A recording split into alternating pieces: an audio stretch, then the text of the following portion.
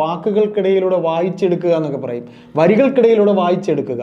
ഇത് വരികളല്ല, ഇത് വേറെ ഭയങ്കരമായ ഒരു കണ്ടുപിടുത്തം. അങ്ങനെയല്ല ഉപമ പറയാം. ഏതായാലും ആ കണ്ടുപിടുത്തം ഭയങ്കര ഇപ്പൊ വേറൊരു വലിയ കോൺട്രവേഴ്സി വന്നിട്ടുണ്ട്. അതായത് ബോബി ചെമ്മണ്ണൂർ ജയിലിലായിരുന്ന സമയത്ത്, കാക്കനാട് ജയിലിലായിരുന്നപ്പോൾ ബോബി ചെമ്മണ്ണൂരിന് VIP ട്രീറ്റ്മെന്റ് കിട്ടി എന്നൊരു കിംവദന്തി വരുന്നുണ്ട്. അദ്ദേഹത്തിന് VIP ട്രീറ്റ്മെന്റ് കൊടുത്ത പോലീസ് ഉദ്യോഗസ്ഥർ ആരൊക്കെയാണ് എന്ന് അന്വേഷിക്കാൻ പോകുന്നു. അതൊരു മഹത്തരമായ ഒരു കണ്ടുപിടുത്തമായിരിക്കും.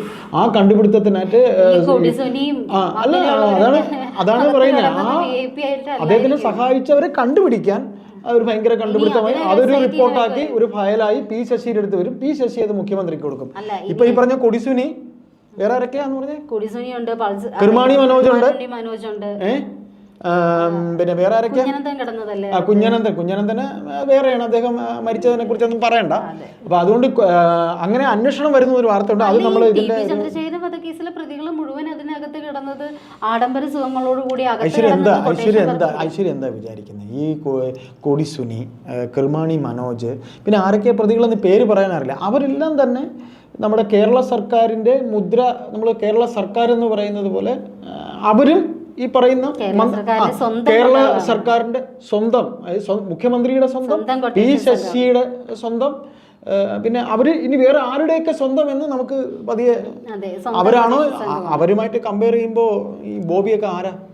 അവർക്കൊക്കെ ഇനി അവർ അതിനകത്ത് കിടന്നുകൊണ്ട് എന്ത് ചെയ്യും? സ്വർണം പൊട്ടിക്കൽ ചെയ്യും, വേറെ ഇനി ചെയ്യാൻ എന്തൊക്കെയുണ്ടോ അതെല്ലാം അതിനകത്ത് നിന്ന് ചെയ്യും. ഇപ്പൊ പുറത്തിറങ്ങിയിരിക്കുവാണല്ലോ ഒരു പുതിയ, അല്ലെ, സുനി ഇപ്പൊ പുറത്തിറങ്ങിയിട്ടുണ്ടല്ലോ. അപ്പൊ അതെ, അമ്മയെ കാണാനാണ് വന്നത്, അമ്മയ്ക്ക് മോനെ കാണാനാണ് വന്നത് സുനി ഇപ്പോ അമ്മ ഒരേ ഒരു തവണയെ കണ്ടുള്ള, ഇനി പറഞ്ഞ് ശനി പിടിച്ചവന് പൊയ്ക്കോ, എനിക്ക് കണ്ട മതിയെന്ന് തന്നെ അമ്മ പറഞ്ഞിട്ടുണ്ടാവും, അത്രേ ഉണ്ടാവുള്ളൂ.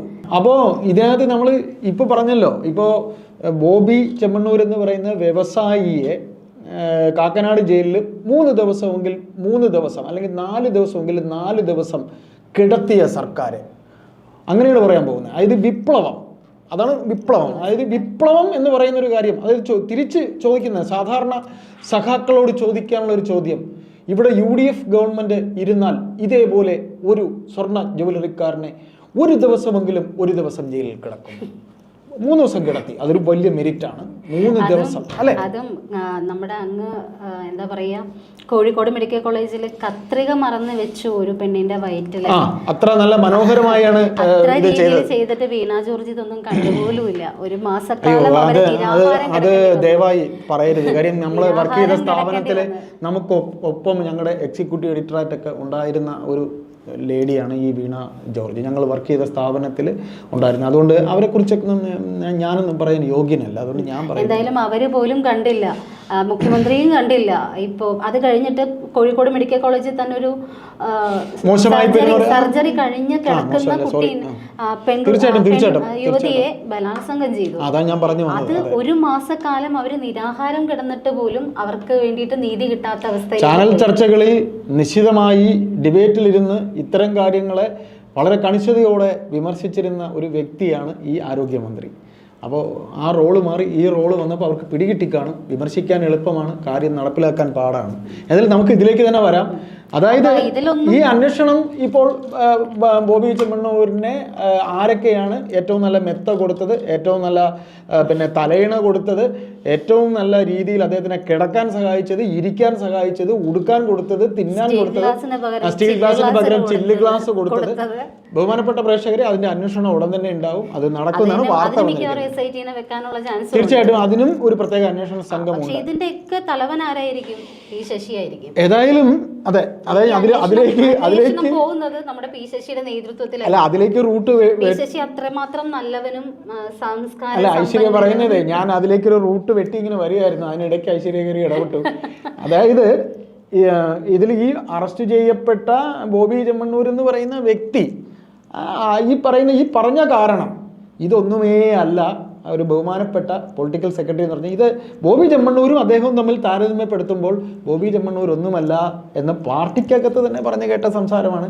പിന്നെ നമ്മൾ ഒരു തിരുവനന്തപുരം നിവാസി ആയതുകൊണ്ടും അത്യാവശ്യം കാര്യങ്ങൾക്കൊക്കെ ഈ ബഹുമാനപ്പെട്ട മരണപ്പെട്ട നയനാർ എന്ന് പറയുന്ന വലിയൊരു നേതാവിൻ്റെ പൊളിറ്റിക്കൽ സെക്രട്ടറിയായി ഇരുന്ന അവസരത്തിൽ എത്രയോ അവസരങ്ങളിൽ അവിടെയൊക്കെ പോകാനും ഈ വലിയ വ്യക്തിയെ കാണാനും അല്ലാതെയും കാണാനും ഒക്കെ അവസരം ഉണ്ടായിട്ടുണ്ട്.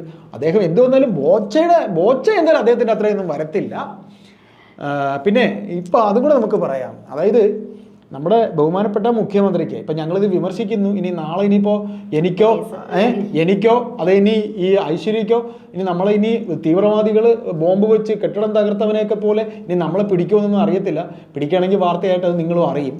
ഏതായാലും ഈ പറയുന്ന പൊളിറ്റിക്കൽ സെക്രട്ടറി എന്ന് പറയുന്ന മഹാൻ ശരിക്കും ഇപ്പോൾ പാണ്ഡ്യാൽ ഷാജിയേട്ടൻ പറഞ്ഞതേ ഉള്ളൂ, അദ്ദേഹം എന്ന് പറയുന്നത് ഒരു ടൂള് മാത്രമാണ്, ഒരു ടൂളാണ്. ആരുടെ എന്നുള്ളത് ബാക്കി നിങ്ങളങ്ങ് നിശ്ചയിച്ചോണ്ടാൽ മതി.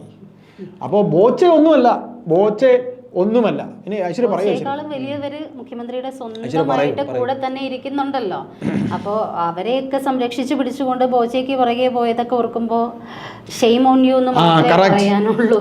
നാണം. അതായത് ഒരു പഴഞ്ചൊല്ല് പറയും, അതായത് മുതുകിൽ വെച്ചുകൊണ്ട് ഭ്രഷ്ടത്തിലിരിക്കുന്നവനെ കളിയാക്കുമെന്ന് പറയും. മുതുകിലാണ് ഇരിക്കുന്നത്, ഞാൻ അത് പൂർണ്ണമായിട്ട് പറയുന്നില്ല, ഇത് കാണുന്നവർക്കത് അതിൻ്റെ ബാക്കി വായിച്ചെടുക്കാൻ പറ്റും. മുതുകിലിരിക്കുന്നത് മുതുകിൽ വെച്ചുകൊണ്ട് ഭ്രഷ്ടത്തിലിരിക്കുന്നവനെ കുറ്റം പറയുന്നു, അത്രയേ ഉള്ളൂ.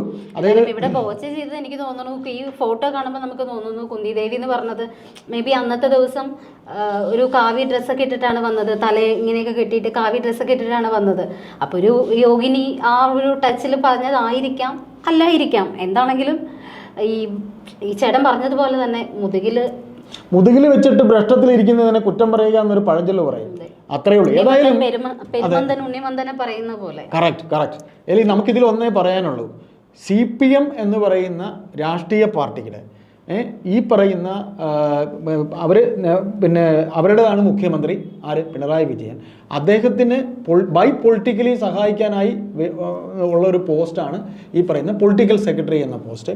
പൊളിറ്റിക്കൽ സെക്രട്ടറി എന്ന് പറയുന്ന പോസ്റ്റിലിരിക്കുന്ന ഈ മഹാൻ അവസാന വാക്കല്ല എന്ന് ഒരു വേള ഈ പാർട്ടി ചിന്തിച്ചാൽ, ഈ പാർട്ടിയെ വിശ്വസിക്കുന്ന ഈ പാർട്ടിയിലുള്ള അവശേഷിക്കുന്ന കുറച്ചു പേർക്കെങ്കിലും ഇങ്ങനൊരു പാർട്ടി ഇവിടെ ഉണ്ടായിരുന്നു എന്ന് പറയാനെങ്കിലും, കാര്യം ഇദ്ദേഹം ആണോ അവസാന വാക്ക്?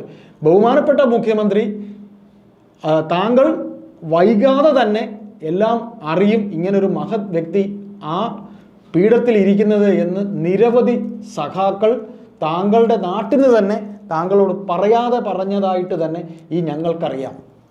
ഏതായാലും നമുക്ക് ആ മഹനീയൻ അങ്ങനെ തന്നെ ഇരിക്കട്ടെ. വൈകിയെങ്കിലും ഈ പാർട്ടിക്കകത്തുള്ളവർ അറിയും എന്ന് തന്നെ കരുതാം. ഈ സംസ്ഥാന സമ്മേളനം കഴിഞ്ഞാലും ഇനി അങ്ങോട്ടും കുറച്ച് നാൾ കൂടെയൊക്കെ ഭരണത്തിൽ ഇരിക്കാനുള്ള അല്ലേ, ഒരു 1.5 വർഷമൊക്കെ എന്തോ ഉണ്ടെന്ന് തോന്നുന്നു.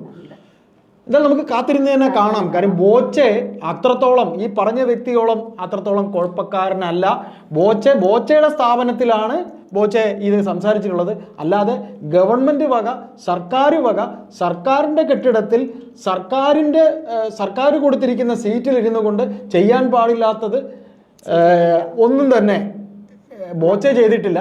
ചെയ്തവർക്കറിയാം അവരെന്ത് ആ സീറ്റിലിരുന്നു കൊണ്ട് കാലങ്ങൾക്ക് മുമ്പായാലും അല്ലെങ്കിൽ ഇപ്പോഴും ഇരുന്ന് ചെയ്തുകൊണ്ടിരിക്കുന്നതെന്ന് അവർക്ക് മനസ്സിലാകും. അത് അത്രയും നമുക്കിതിൽ പറയാനുള്ളൂ.